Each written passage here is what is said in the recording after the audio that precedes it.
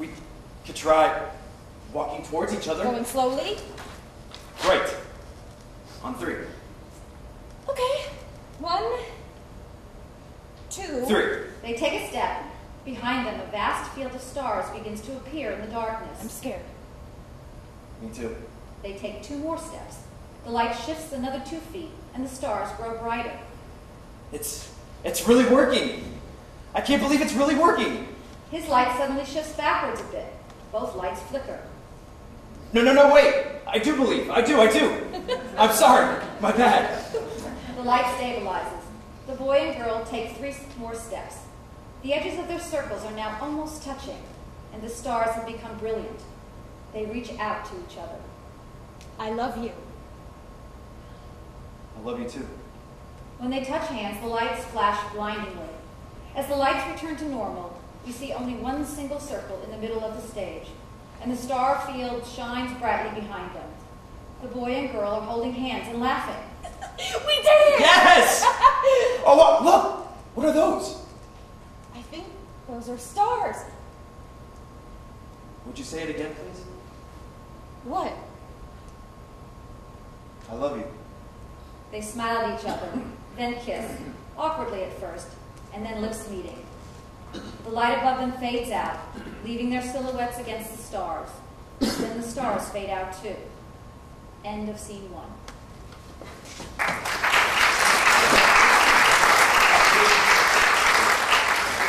Scene 2, the track.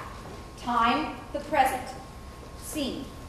On the stage is a chair, a low cot, and a small table. James Tork, wearing a white jumpsuit, is lying on the cot with his back to us. He is a patient in a hospital for mentally insane.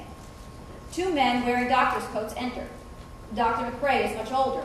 The other man is Fallon, a psychology student. This is his room. Now, just a moment. He pulls out a device and offers it to Fallon. What's this? A taser. We just got the new policy. We're issuing them to anyone who goes into the cells now. It's far more humane than using a baton. I suppose, but Dr. McRae... Please, take it. Fallon pockets it. Excellent. You know, he doesn't have visitors very much. Really? I'm surprised. I thought there'd be, well, plenty of students itching to interview him. Oh, no. They all want to get licenses and find patients they can write books about. Everybody wants to see Hannibal Lecter, not someone as boring as James Tork. Boring? He killed somebody and then claimed... I know what he claimed. I was here when he arrived. Are you ready? Yes. All right. I'll open it up for you. Oh, I almost forgot. Here. He hands Fallon a walkie-talkie. Use it to call me when you want to come out or if he acts up. You're not staying? Oh, no. He wouldn't like me listening in. It would contaminate your interview.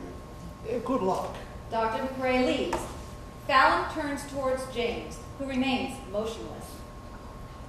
James Tork? Mr. Tork, my name is Fallon. I'm sorry to wake you, but... Already. I spoke with Dr. McRae. He assured me you were told I was coming. I was told I'd have a visitor. Did he tell you why? James finally turns around. No. I assumed you were a cop on a cold case with no leads or suspects. Just evidence that suggests insanity as a motive or something. Our cops don't wear those coats. No, they don't. I'm a psychology student working on my, well, dissertation. Look, I'm not Ted Bundy. My parents are still happily married. I never had childhood trauma other than acne. And I can't help you find the Zodiac killer. So piss off. No, I don't want to ask you about the case. I want to ask you about your possession. Really? Really. Want to sit down? No chair for you. Fallon takes the walkie-talkie out. James sees it and suddenly becomes agitated. He stands up, shaking, staring at the device. Dr. McRae? Done already? No, just getting started. Could we have an extra chair brought in here? Sure, I'll have the nurse down there bring you one. Thank you, that's all. Something wrong? No, nothing.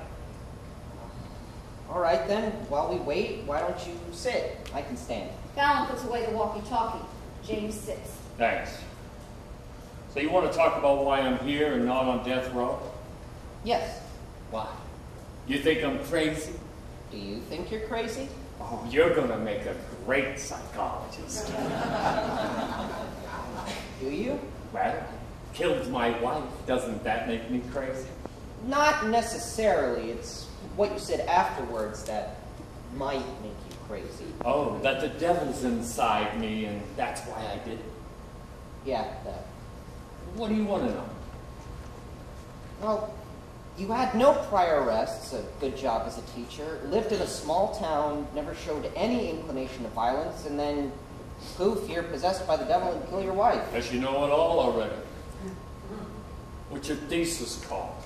Oh, the devil made me do it. Possession and criminal activity in the modern age.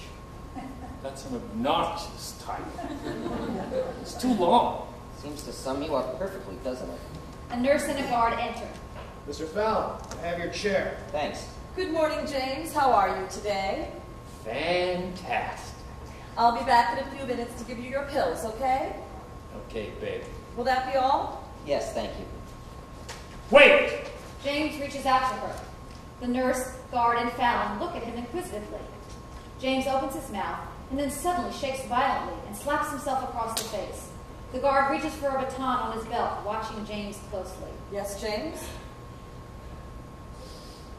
Would you be so kind as to take Mr. Fallon's walkie-talkie with you? He won't need it. You can hear him from down the hall. No! Should... Please. Sure, why not? If it makes him feel better. All right, I'll... James slaps himself again, hard. Stare at him.